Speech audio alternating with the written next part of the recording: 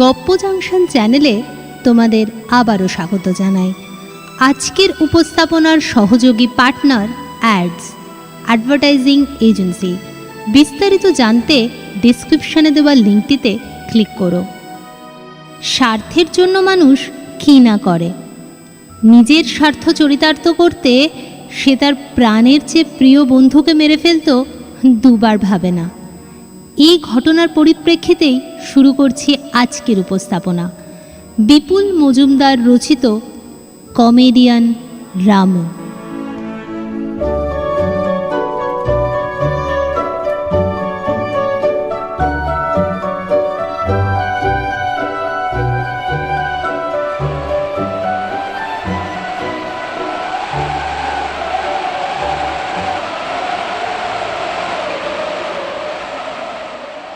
তেপান্তরের মাঠে হু হু করে হাওয়া বইছে। নির্জন মাঠের এক প্রান্তে ছোট ছোট টিলার মতো দাঁড়িয়ে থাকা অসত্য, বট আর মেহগনির ডালে ডালে শুধু ফিসফাস আর ফিসফাস। একটু আগে মাঠের মাঝখানে ধুলো উড়িয়ে যারা তাণ্ডব নাচ নাচছিল তারা সব কেমন থমকে দাঁড়িয়েছে। চারিদিকে হিহি খিখি হাসি নিমেষে উধাও। গাছের ডালে ডালে চ্যাংড়াগুলোর লুটোপুটিও থেমে গেছে। কমেডিয়ান রামুর কান্না শুনে সকলেই বিস্মিত। 7 দিন গুম মেরে থাকার পর হঠাৎ করেই কান্নায় ভেঙে পড়ল রামু। তার সেই বুক ফাটা আত্মরব তেপান্তরের মাঠ ঘাট ডিঙিয়ে বহু দূর পর্যন্ত ছড়িয়ে পড়েছে। এই কদিনে কেউ তার ধারে কাছে যায়নি। সোজা কথা হলো, কাউকে সে কাছে ঘেঁষতেই দেয়নি। এমনকি কুশল বিনিময়ের জন্য সর্দার এগিয়ে গেল, তাকেও সে হাঁকিয়ে দিয়েছে যে পরিস্থিতি বড্ড জোরালো সেই কারণে। তেপান্তরের মাঠে রামুকে প্রথম ঢুকতে দেখে ভূত পেতনিদের মধ্যে তাড়াহুড়ো পড়ে গিয়েছিল। উল্লাসে ফেটে পড়েছিল চ্যাংড়ার দল।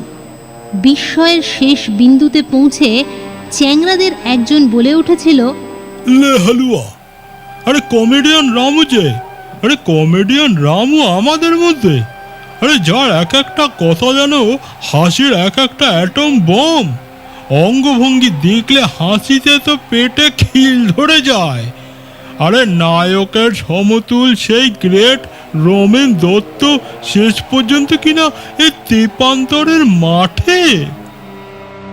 খবরটা রটতেই রামুকে দর্শনের জন্য ভূত পেতনিদের মধ্যে রীতিমতো ঠেলাঠেলি পড়ে গিয়েছিল। ভিড় ঠেলে সর্দারই প্রথম এগিয়ে গিয়েছিল। স্বাগতম স্বাগতম, এই তেপান্তরের ভূতের মহল্লায় তোমায় স্বাগতম জানাই রামু। রামুর মুখে এক তিলো হাসি নেই। তার ভুতুড়ে মুখখানা একেবারে বিষাদে পরিপূর্ণ। অনিচ্ছা সত্ত্বেও একখানা হাত বাড়িয়ে দিয়ে সে বলেছিল, মন মেজাজ একেবারে ভালো নেই আমার। কেউ যেন কোনো রকমভাবে আমায় বিরক্ত না করে, সেটা দেখবেন তো। সর্দারের নির্দেশ অনুসারে কেউ তাকে বিরক্ত করেনি। ভিআইপি ভূত বলে কথা। মেহগনির মগডালে 7 দিন ধরে রাম গরুরের ছানা হয়ে বসেছিল রামু। সর্দারের হুকুমে কেউ তার ধারে কাছেই ঘেঁষেনি। দূর থেকে শুধু সম্ভ্রম মাখানো দৃষ্টি ছুঁড়ে দিয়েই ক্ষান্ত থেকেছে। সবাই দেখেছে 7 দিন ধরে রামু শুধু ভেবেছে আর ভেবেছে। গাল থেকে হাত যেন সরতেই চায় না। প্রাণবন্ত রসিক মানুষটা ভূত হয়ে এমন বদলে গেল। এই রহস্য উদ্ধারে ভূতেরা এখন দারুণ ব্যস্ত। তেপান্তরের মাঠ জুড়ে কদিন ধরে সেই নিয়েই কেবল গবেষণা। তার মধ্যেই সবাইকে চমকে দিয়ে রামু হঠাৎ কেঁদে উঠল। হাসির রাজা রামু কাঁদছে। ভূতেরা নিমেষে সবাই যেন বাক্যহারা হয়ে গেল। কৌতূহলী ভূতের সর্দার কাঠির মতো লম্বা লম্বা ঠ্যাং ফেলে এগিয়ে গেল।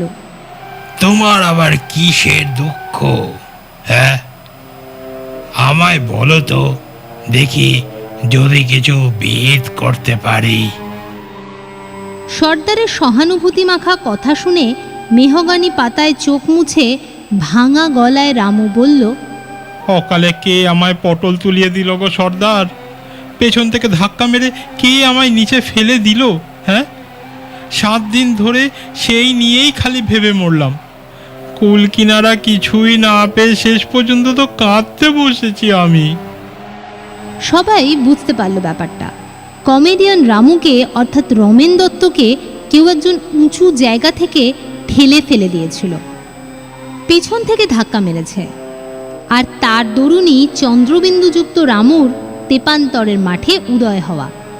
সর্দারের ঝোলা চোয়াল আরও খানিকটা ঝুলে পড়ল।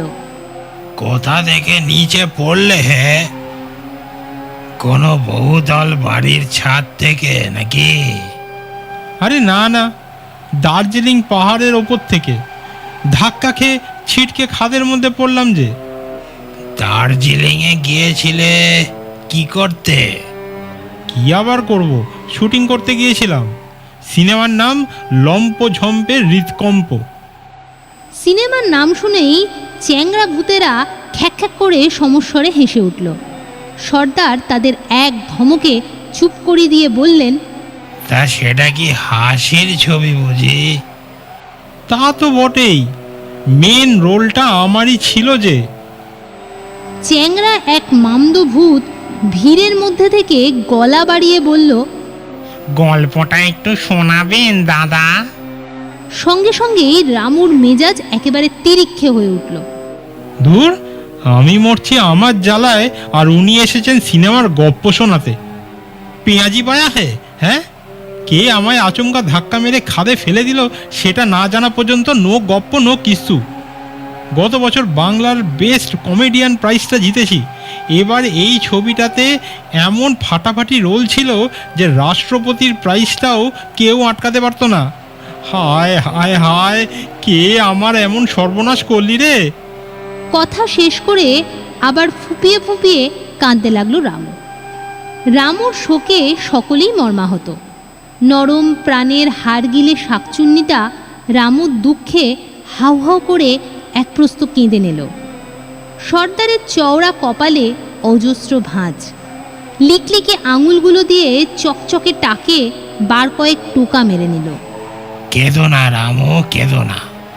রহস্যের সমাধানের জন্য এক্ষুনি আমি গোয়েন্দা লাগিয়ে দিচ্ছি। পুলিশের এক কানু গোয়েন্দা ভূত হয়ে আমাদের মধ্যে মজুদ রয়েছে। তাকে আমি ফিট করে দিচ্ছি। 2 দিনেই রহস্যের জট খুলে যাবে। সর্দারের কথায় রামুর কান্না থেমে গেল। তারপর ঘাড় ঘুরিয়ে এদিক ওদিক তাকিয়ে হাঁক পারল, হবে হবে বলছেন? হবে মানে আলবাত হবে। কোথায় গেলে হে উমাপতি? শুনেছি মনুষ্য জীবনে অনেক কেস নাকি তুড়ি মেরে সলভ করেছ। এবার দেখাও দেখি তোমার কারিজুরি। রামুর মুখের হাসিটা আবার ফিরিয়ে দাও দেখি। উমাপতি নামে ব্রহ্মদত্তী থপথপ করে এগিয়ে এলো।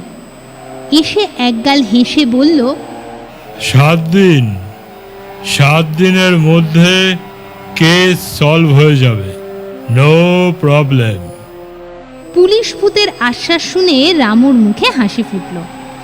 একটু আগে ফাজলামি করা মামদোটা রামুকে চিরিক করে এক চিলতে হাসতে দেখে তার পাশে দাঁড়ানো স্কন্দটাকে বলল, গুরুকে দেখলেই না কেমন হাসি হাসি পায় মায়েরি। এতক্ষণ সত্যি সত্যি কাঁপছিল নাকি নকশা করছিল কে জানে। কপালটাই খারাপ মায়েরি। ভেবেছিলাম গুরুকে পেয়েছি যখন, তখন বড় মাপের একটা জলসা নামাবো। দূর দূর, সব কেমন জগা খিচুড়ি পাকিয়ে গেল। কতদিন যে প্রাণ ভরে হাসিনি। স্কন্দকাটা মামদোর পাঁজরে কুনুইয়ের গুঁতো মেরে বলল, এই চুপ কর, সর্দারের কানে গেলে না একেবারে এই তেপান্তরের মাঠ ছাড়া করবে, এই বলে দিলাম তোকে।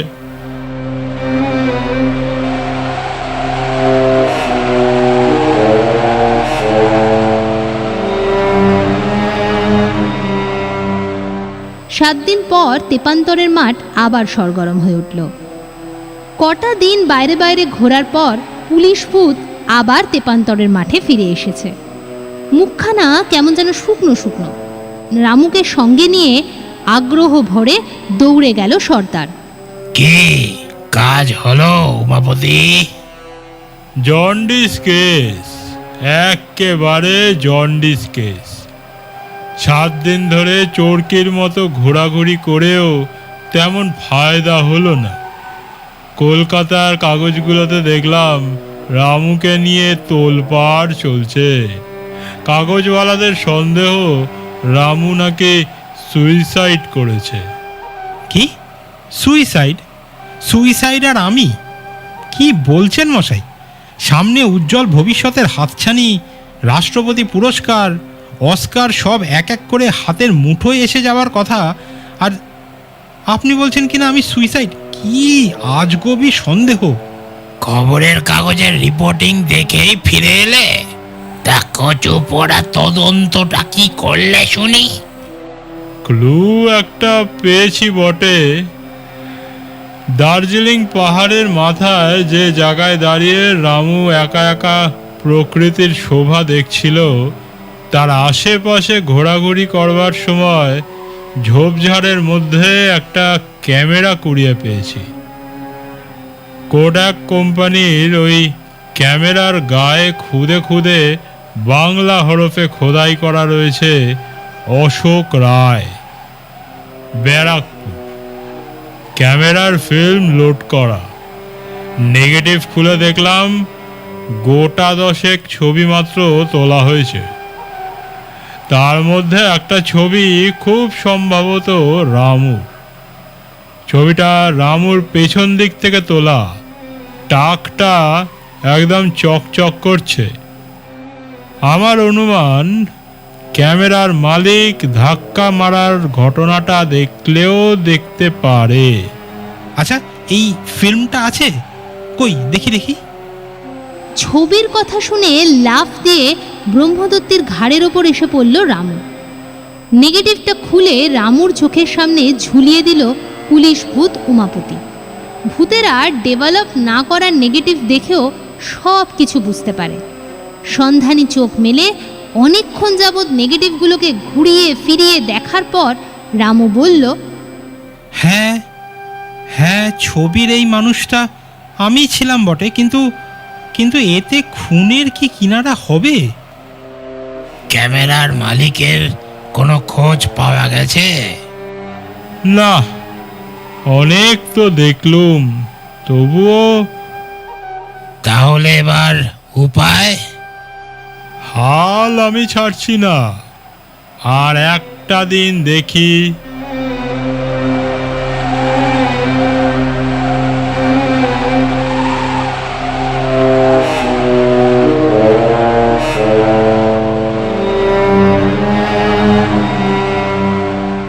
দিন চারেক বাদে এক ছোকরা ভূতকে সঙ্গে নিয়ে আবার পুলিশ ভূত উমাপতি এসে হাজির। মেহগনির মগডালে সপারিষদ বসে থাকা সর্দারের সামনে গিয়ে সে বলল, সর্দার, এই সেই অশোক রায়, ক্যামেরার মালিক। সর্দারের পাশে থাকা রামু পুলিশ ভূতের কথায় কেমন যেন হক চকিয়ে গেল। এ কি মশাই, ছেলেটাকে মেরে নিয়ে চলে এলেন নাকি? আরে না না, ব্যারাকপুরের লাট বাগানে এ ছোকরা ভূত হয়ে লাট খেয়ে বেড়াচ্ছিল। খোঁজ পেতেই ধরে নিয়ে এলাম। বিস্ময়ে সর্দারের চোখ একেবারে তেরচা হয়ে গেল। ছোকরা ভূতটাকে ভালো রকম পর্যবেক্ষণ করে সে বলল, তা ভাই, তুমি পটাং করে কিভাবে ভূত হয়ে গেলে শুনি? এই তো কদিন আগে দার্জিলিংয়ে।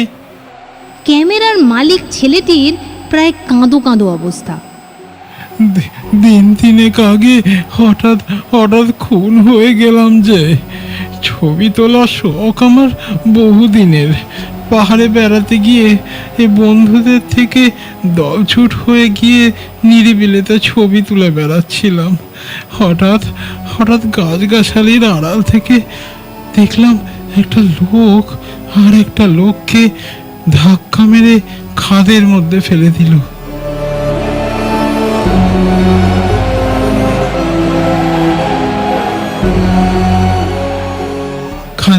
খানিক আগেই এই পাহাড় সমেত নীল আকাশের ছবি তুলতে গিয়ে অনিচ্ছা সত্ত্বেও না ধাক্কা খাওয়া মানুষটার ছবি ক্যামেরা বন্দি করেছি। এখন এমন একটা দৃশ্য দেখে আমার তো হাত পা অবশ হয়ে এলো। আতঙ্কে হাতের ক্যামেরা খসে পড়ল নিচে। পাহাড়ের ঢালে গড়িয়ে খাওয়া ক্যামেরার খোঁজ কি আর সেই সময় করা যায়? তীব্র আতঙ্কে পরিমরি করে আমি হোটেলে ফিরে এলাম। ভয় সেদিন বন্ধুদের কাউকে কিচ্ছু বলিনি। পরদিন লোকের কাছে শুনতে পেলাম পাহাড়ের খাদের মধ্যে নাকি রামুর লাশ পাওয়া গেছে। সেই দিনই দার্জিলিং মেলে কলকাতা ফেরার পথে আমার এক ঘনিষ্ঠ বন্ধুকে ঘটনাটা সব খুলে বললাম। বন্ধুটির মামা এক টিভি কোম্পানিতে কর্তাবক্তি। পরদিন ভাগ্নের মুখে ঘটনাটা শুনে সেই মামা তার টিভি চ্যানেলে আমার সাক্ষাৎকার নেওয়ার ব্যবস্থা করলেন। হ্যাঁ, সেই ব্যবস্থা করে দিয়েছিল, কিন্তু চমক বজায় রাখতে টেলিকাস্ট হওয়ার আগে পুলিশকে কোনো কিছু আমাকে জানাতে বারণ করলেন। শেষ পর্যন্ত প্ল্যান মাফিকই সবই হলো। হ্যাঁ, বন্ধুর মামার চ্যানেলে লাইভ টেলিকাস্ট মিটিয়ে গভীর রাতে যখন বাড়ি ফিরলাম, ভাবলাম পরদিন সকালেই যা জানি সব পুলিশকে জানিয়ে দিয়ে আসবো। কিন্তু কপাল আমার একেবারে খারাপ। পরদিন সকালে থানায় যাওয়ার পথে হঠাৎ রাস্তার মধ্যে দিনের বেলায় বুকে গুলি খেয়ে মরে গেলাম। পুলিশকে আর কিছু জানাতেই পারলাম না। মুহূর্তের মধ্যে মানব শরীর ত্যাগ করে অশরীরী হয়ে গেলাম।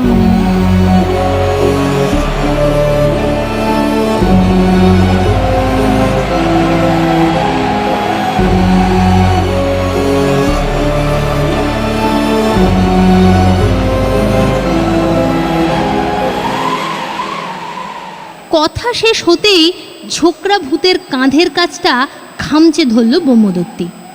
তুমি বলছো খুনিকে তুমি পেছন দিক থেকে এক ঝলক দেখেছো? তাহলে লোকটার বিশেষ কোনো বৈশিষ্ট্য তোমার নজরে পড়েছে কি? মনে করবার চেষ্টা করো তো। ঝোকরা ভূতের চোখ দুটো কুঁচকে গেল। খানিক ভেবে নিয়ে সে বলল, ঠিক তেমন কিছু। হ্যাঁ মনে পড়ছে। এই লোকটার মাথার লাল রঙের একটা এই হনুমান টুপি ছিল। হ্যাঁ, আর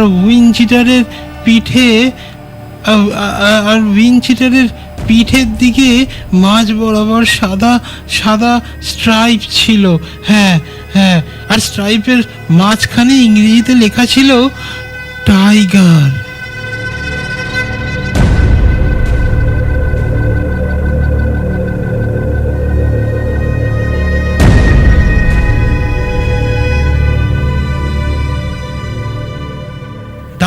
দাঁড়াও, লাল হনুমান টুপি, উইনচিটারে ইংরেজিতে টাইগার লেখা। মনে হচ্ছে লোকটাকে আমি চিনতে পারছি। হ্যাঁ, লোকটাকে আমি চিনতে পেরেছি। লোকটা কে রামু?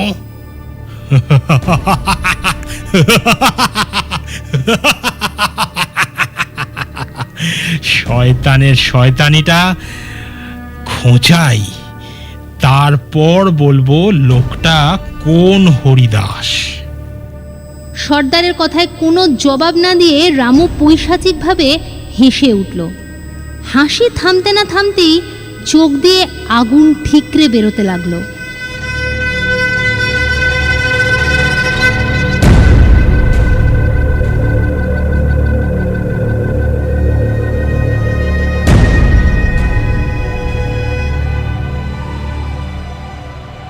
দুদিন নিরুদ্দেশ থাকার পর রাত দুপুরে রামু আবার তেপান্তরের মাঠে ফিরে এলো। এসেই মাঠ কাঁপিয়ে তীব্র হাসিতে ফেটে পড়ল। হাসি শুনে চারদিক থেকে অশরীরীরা সব কাজকর্ম ফেলে পঙ্গপালের মতো ছুটে এলো। চ্যাংরা মামদোটা ভাবল রামুর কমেডির কেরামতি এবার বোধহয় শুরু হয়ে গেল। সে দুর্দার পায়ে ছুটে এসে ভিড়ের মধ্যে সেঁধিয়ে পড়ল। কিন্তু কোথায়? সবাইকে ভিড় জমাতে দেখে হাসি থামিয়ে রামু কান্নায় ভেঙে পড়ল। এই হাসি, এই কান্না। রামুকে কাঁদতে দেখে ভূতেরা প্রায় সবাই অবাক হয়ে ফ্যাল ফ্যাল করে তাকিয়ে চেয়ে রইল। সর্দার অধৈর্য হয়ে বলল, এবার তোমার দুঃখটা কি রামু? বেশ তো হাসছিলে, হঠাৎ আবার কান্না কেন? বন্ধুকে মেরে কে কবে হাসতে পেরেছে সর্দার? তার মানে? ধাক্কাটা কে মেরেছিল জানেন? আমার দীর্ঘদিনের বন্ধু কমেডিয়ান অরুণ ঘোষ। আমায় পৃথিবী থেকে সরিয়ে দিয়ে কমেডি জগতের একমাত্র সম্রাট হতে চেয়েছিল সে।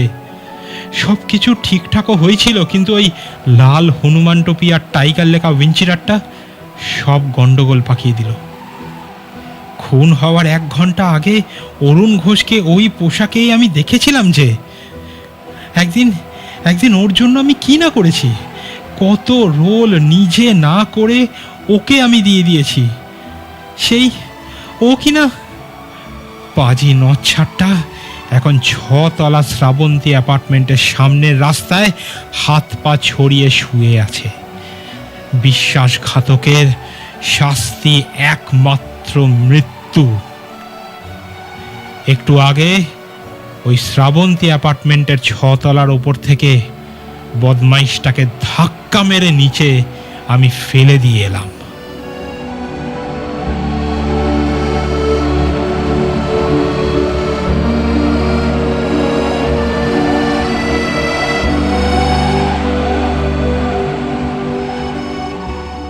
কথাটা বলা শেষ করে আবার বিভৎসভাবে হেসে উঠল রামু। তার হাসির আওয়াজে তেপান্তরের মাঠ ঘাট কেঁপে উঠল যেন। গাছের ডালে বসে থাকা পাখির দল ভয় পেয়ে ঘুম চোখে ডানা ঝাপটাতে ঝাপটাতে এদিক ওদিক উড়ে গেল। সব কিছু দেখে হতাশ হয়ে ভিড় ঠেলে বেরিয়ে এলো চ্যাংড়া মামদভূত। এমন হাসি দেখতে তো সে মোটেও ছুটে আসেনি। যে হাসিতে হাসি পায় না সেটা আবার কমেডি নাকি? সে তো যন্ত্রণা।